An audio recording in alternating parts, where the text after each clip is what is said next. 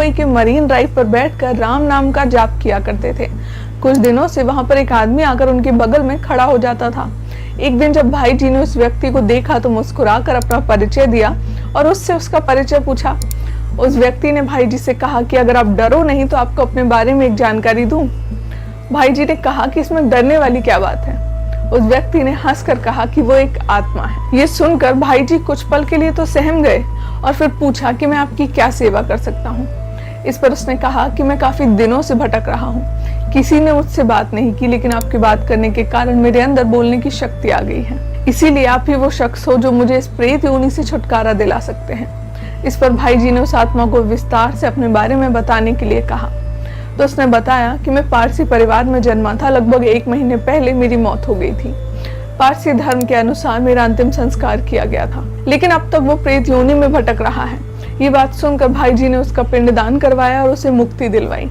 ये कहानी दैनिक भास्कर को खुद हनुमान प्रसाद पोद्दार के दोस्त हरिकृष्ण दुजारी ने बताई थी। कौन थे हनुमान प्रसाद पोद्दार? आपने गीता प्रेस गोरखपुर का नाम तो सुना होगा, और अगर नहीं सुना तो अपने पूजा घर में जाइए, वहां आपको रामायण, गीता ग्रंथ या किसी चालीसा के ऊपर गीता प्रेस गोरखपुर का नाम लिखा हुआ जरूर दिख जाएगा। ये वही गीता प्रेस गोरखपुर है जिसकी दुकानें आपको रेलवे स्टेशन पर आसानी से मिल जाएंगी। ये वही गीता प्रेस गोरखपुर है जिसे दुनिया की सबसे बड़ी प्रिंटिंग प्रेस का दर्जा हासिल है। ये वही गीता प्रेस गोरखपुर है जिसे हनुमान प्रसाद पोद्दार ने बनाया था। आज हम बात करेंगे भाई जी हनुमान प्रसाद पोद्दार की। उन्हें भाई जी कहने के पीछे की वजह यह है कि उनका जन्म एक मारवाड़ी परिवार में हुआ था, जहां पर बड़े भाई को भाई जी कहकर बुलाया जाता है। 17 सितंबर 1892 राजस्थान के चूरू जिले के रतनगढ़ शहर, जो उस वक्त एक छोटा सा गांव था, वहां हनुमान प्रसाद पोद्दार का जन्म होता है। उनके पिता लाला भीमराज अग्रवाल और माँ रीखीबाई हनुमान जी के परम भक्त थे, इसीलिए उन्होंने अपने बेटे का नाम हनुमान रख दिया। उनके पिता अपने कारोबार के चलते कलकत्ता में रहते थे और वे अपने दादा के साथ असम में। माँ के देहांत के बाद उनकी दादी ने उन्हें पाला और उन्हें भगवान की भक्ति करना सिखाया। कुछ सालों बाद पिता का कारोबार संभालने के लिए वो भी कलकत्ता आ गए। ये वो दौर था जब भारत अंग्रेजों का गुलाम था, पहले मुगल और फिर अंग्रेज। गुलामी के 500 सालों ने भारत के लोगों को ये भुला ही दिया था कि वो भारतीय हैं। हम अंग्रेजों के तौर तरीके सीख रहे थे और सनातन धर्म को भूलते जा रहे थे। क्रिश्चियन मिशनरीज जोरों शोरों से लोगों का धर्म बदलवा रही थी। ये सब देखकर हनुमान प्रसाद पोद्दार को काफी दुख होता था, इसीलिए उन्होंने स्वतंत्रता आंदोलन के क्रांतिकारियों से मिलना शुरू कर दिया। कहानी का दूसरा हिस्सा है जीडी गोयनका। जीडी गोयनका कलकत्ता के सेठ थे और श्रीमद् भगवद गीता के बहुत करीब थे। वो गीता का पाठ करवाते थे, सत्संग लगवाते थे, लेकिन आम लोगों को संस्कृत का ज्ञान नहीं था, इसीलिए गीता पढ़ना साधारण लोगों के लिए बहुत मुश्किल होता था। घर घर में गीता ज्ञान पहुंचाने के लिए उन्होंने सरल हिंदी में इसका अनुवाद करवाया। उन्होंने गीता की 5000 कॉपियां बनवाई और उन्हें लोगों में बांट दिया। लोगों में गीता की डिमांड इतनी बढ़ गई कि उन्हें 6000 कॉपी और छपवानी पड़ी।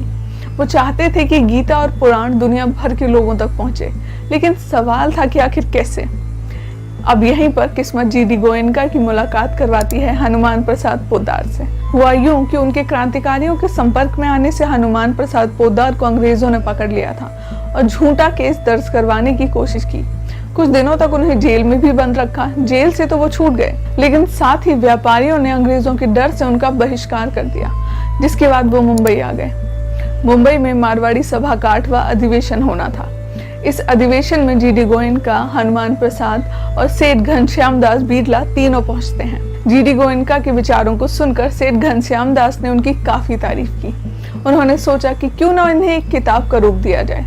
घनश्याम दास की ये बात पोद्दार भाई जी जीडी गोयनका के पास लेकर जाते हैं और ये तय किया जाता है कि एक किताब का प्रकाशन किया जाएगा। किताब का नाम रखा जाएगा कल्याण। लेकिन अंग्रेजों की वजह से बम्बई और कलकत्ता दोनों में ही ये संभव नहीं था। तब जीडी गोयनका के एक दोस्त घनश्याम दास चालान ने उनसे कहा कि आप गोरखपुर आ जाइए और मेरे यहाँ से प्रिंटिंग शुरू कीजिए। एक भवन किराए पर लिया गया जिसका किराया 10 रुपए प्रति माह था। एक किताब छापने की मशीन लगाई गई और पब्लिकेशन को नाम दिया गया गीता प्रेस गोरखपुर। इसके चीफ एडिटर बने हनुमान प्रसाद पोद्दार और कल्याण पत्रिका का प्रकाशन शुरू किया गया। इस किताब में हिंदू धर्म पर उठने वाली सभी सवालों के जवाब दिए गए थे और साथ ही कुछ लेख भी लिखे गए थे। ये पत्रिका लोगों में इतनी ज्यादा प्रसिद्ध हुई कि इसकी डिमांड बढ़ती चली गई। कहते हैं कि इस किताब की एक कॉपी लेकर भाई जी गांधी जी के पास भी गए थे। तो गांधी जी ने किताब की बहुत तारीफ की और भाई जी से कहा था कि आप इसमें कभी भी कोई विज्ञापन या किताब का रिव्यू मत छापना। पोद्दार ने ऐसा ही किया, यहाँ तक कि उन्होंने अपनी फोटो भी कभी इसमें नहीं छापने दी, क्योंकि उन्हें नाम से नहीं सिर्फ और सिर्फ अपने काम से मतलब था। कल्याण के साथ ही गीता प्रेस में रामचरितमानस, वेदों, उपनिषदों, चालीसा और आरती की किताबें भी पब्लिश करनी शुरू की गई। इन किताबों को सिर्फ 1 या 2 रुपए में बेचा जाने लगा ताकि गरीब से गरीब लोग इसे खरीद सके। इसका फॉन्ट बड़ा होता था ताकि बुजुर्ग भी पढ़ सके। मात्रा की गलती तो बिल्कुल नहीं होती थी।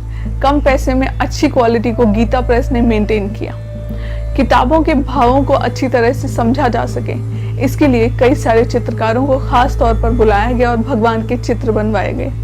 पोद्दार भाई जी का मानना था कि चित्रों के बिना किताबों का ज्ञान अधूरा है। ये सुंदर चित्र आज भी गीता प्रेस की किताबों में मिलते हैं। कहते हैं कि गांव-गांव तक गीता का सार पहुंचाने के लिए उन्होंने कथावाचकों की एक फौज तैयार की। इन्हीं कथावाचकों में से एक थे कृपाशंकर रामायणी। ये जहां भी जाते हैं इन्हें सुनने के लिए हजारों लोगों की भीड़ उमड़ पड़ती थी, लेकिन ये कथा बांचने का एक भी पैसा नहीं लेते थे। तो ऐसे ही लोगों ने मिलकर गीता प्रेस को दुनिया की सबसे बड़ी प्रिंटिंग प्रेस बनाया और सनातन धर्म को, हमारी संस्कृति को खत्म होने से बचा लिया। लोग बताते हैं कि खुद पोद्दार भाई जी रात रात भर बैठकर संस्कृत के ग्रंथों को हिंदी में उतारा करते थे। जहां उन्हें कुछ समझ नहीं आता वहां पर खुद भगवान ऋषि मुनि आकर उनके डाउट्स को दूर किया करते थे। गीता प्रेस की किताबों ने सनातन धर्म को फिर से जिंदा किया। लोग हनुमान प्रसाद पोद्दार को भगवान का दर्जा देने लगे थे। अंग्रेजों ने उन्हें अपनी तरफ करने के लिए उन्हें कई लालच भी दिए, जैसे कि नाइटहुड और राय बहादुर की उपाधि उन्हें देने की कोशिश की गई। लेकिन इन सब का लालच पोद्दार भाई जी को नहीं था। वो सब कुछ रिजेक्ट करके सिर्फ अपने काम में लगे रहे। उनकी और उनके साथियों की मेहनत का फल है कि आज 90 साल में गीता प्रेस 45 करोड़ किताबें प्रिंट कर चुका है। आज गीता प्रेस की किताबों को छापने के लिए अपग्रेडेड मशीनों का इस्तेमाल होता है। एक दिन में लाखों किताबें प्रिंट होती हैं। मशीनों की कोई कमी नहीं है गीता प्रेस के पास, लेकिन किताबों की बाइंडिंग आज भी हाथों से की जाती है। ऐसा इसीलिए क्योंकि बाइंडिंग मशीन में चर्बी का इस्तेमाल होता है, जो गीता प्रेस के सिद्धांतों के खिलाफ है। सनातन धर्म की रक्षा करने का इरादा आज भी जिंदा है और मजबूत है। यही वो कारण है कि गीता प्रेस ने प्रोपेगेंडा फैलाने वाले लोगों और धर्म परिवर्तन करवाने वाले मिशनरियों की नाक में तब भी दम करके रखा था और अब भी दम करके रखा है। साल 1971 में हनुमान प्रसाद पोद्दार के देहांत के बाद उनके परिवार ने गीता प्रेस से कोई पैसा तक नहीं लिया। यहाँ तक कि भाई जी ने आजादी के बाद भारत रत्न लेने से भी मना कर दिया था। हालांकि उनके जाने के बाद उनकी तस्वीर पर डाक टिकट जरूर जारी की गई थी। वैसे तो राजस्थान की मिट्टी में जन्मे पोद्दार भाई जी पर बड़ी बड़ी यूनिवर्सिटीज के स्टूडेंट रिसर्च करके कई किताबें लिख चुके हैं, लेकिन अफसोस की बात तो यह है कि हमारे देश के लोगों को ही उनके बारे में कुछ खास पता नहीं है। उनके जीवन से जुड़े अनेक ऐसे रोचक किस्से हैं जो आप जानना जरूर चाहेंगे, और आपकी स्पेशल डिमांड पर हम वो वीडियोस भी लेकर आएंगे और उनके बारे में आपको दिलचस्प कहानियां भी बताएंगे। लेकिन फिलहाल के लिए इतना ही। आपको ये वीडियो कैसी